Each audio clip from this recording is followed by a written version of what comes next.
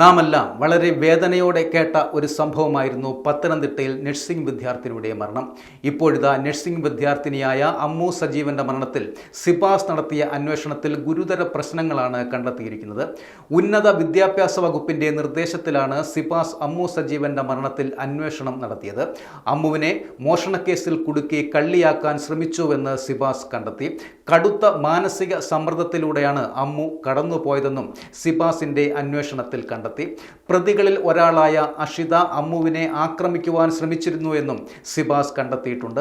അമ്മുവിന്റെ കുടുംബം നൽകിയ പരാതിയിൽ college principal N Abdul Salam കൃത്യസമയത്ത് നടപടി സ്വീകരിച്ചിരുന്നുവെങ്കിൽ അമ്മുവിന്റെ മരണം ഒഴിവാക്കുവാൻ കഴിയുമായിരുന്നുവെന്നും അന്വേഷണ റിപ്പോർട്ടിൽ പരാമർശിക്കുന്നുണ്ട്.